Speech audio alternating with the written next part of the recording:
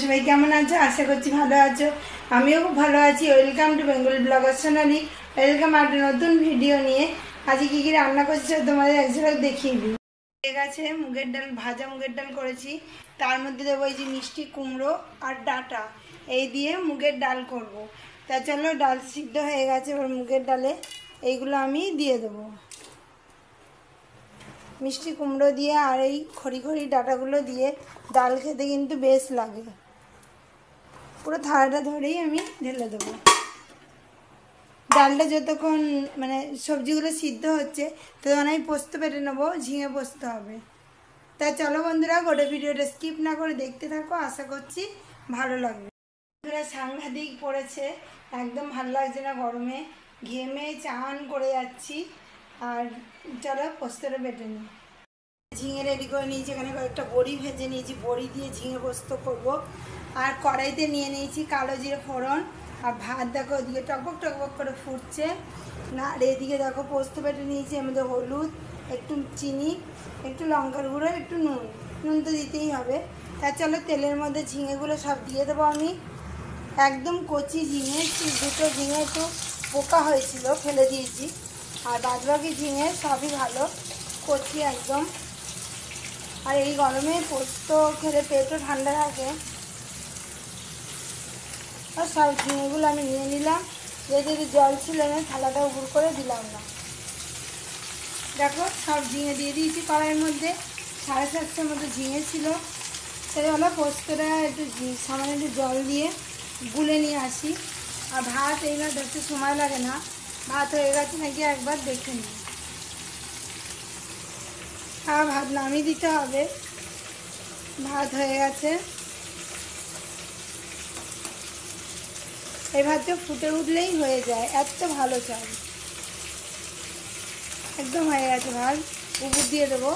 আর এদিকে ঝিঙা পোস্ত কড়াইতে থাক, ভাজা ভাজা হতে থাক, তো আমি ভাতটা উপর দিয়ে আমি ভালো করে নেড়ে ছেড়ে নিয়েছি, ভাজা হয়ে এসছে।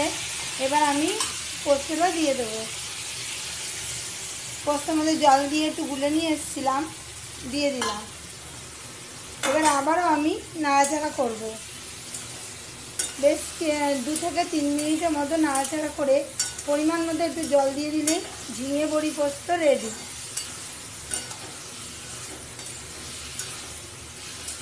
বেশ 2 থেকে 3 মিনিট এরকমভাবে একইভাবে নাড়াচাড়া করবে। আর শুধু ঝিঙে পোস্তই কিন্তু খেতে বেশি ভালো লাগে। ঝিঙে পোস্ত, ঝিঙেটা আমার ভালো করে 2-3 মিনিট নাড়াচাড়া হয়ে গেছে। এবার আমি পরিমাণ মতো জল দিয়ে দেবো, দিয়ে তার সাথে বড়িগুলোও আমি দিয়ে দেবো, দিয়ে আবারও এরকমভাবে একটু নেড়ে একটু কিছুক্ষণ যেন ঢাকা দিয়ে রাখবো, তাতে ঝিঙেগুলো একটু সিদ্ধ হয়ে যায়।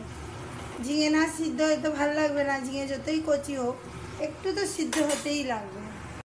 ডাল সোমবার দেবো সেজন্য কালো জিরে ফোড়ন দিয়ে নিয়েছি, আর শুকনো লঙ্কা দিয়ে নিয়ে। আর এখানে দেখো ডাঁটা আর মিষ্টি কুমড়ো দিয়ে ডালটা হয়ে গেছে।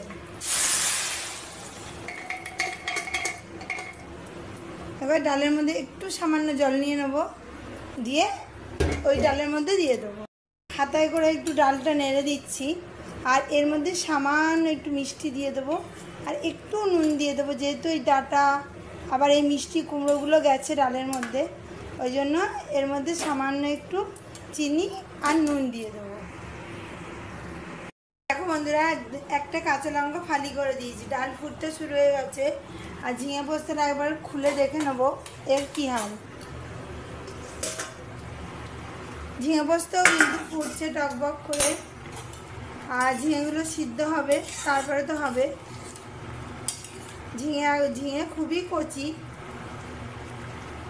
সিদ্ধ হয়ে গেছে, কিন্তু তাও দেখতে একটা কালারটা চেঞ্জ হবে, তারপরে নামাবো। আর দিয়ে ডালও দেখো ফুটতে শুরু করে দিয়েছে একদম। এই ডালটা তোমরাও করে খেয়ে দেখো, খেতে কিন্তু দুর্দান্ত। ডালটা যখন বসাবে একটু নুন, হলুদ, লঙ্কা দেবে না, নুন, হলুদ আর দেবে জিরে গুঁড়ো। চলো দুটো রান্না হোক। এই পটল আর আলুটা কিছুটা কেটে রাখি।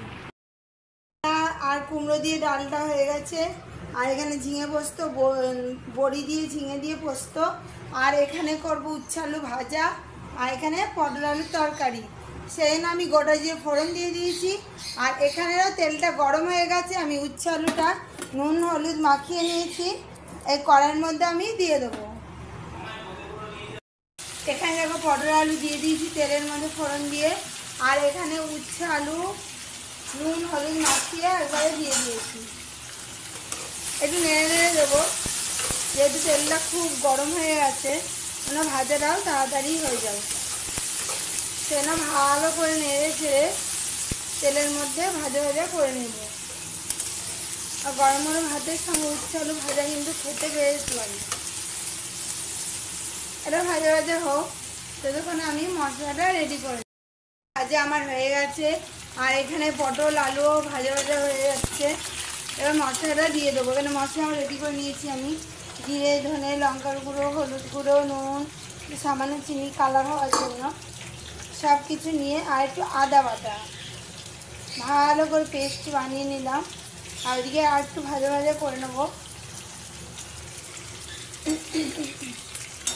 যে কোনো জিনিস একটু ভাজা ভাজা করে নিয়ে তরকারিটা করলে কিন্তু স্বাদটাই একটা অন্য ধরনের হয়।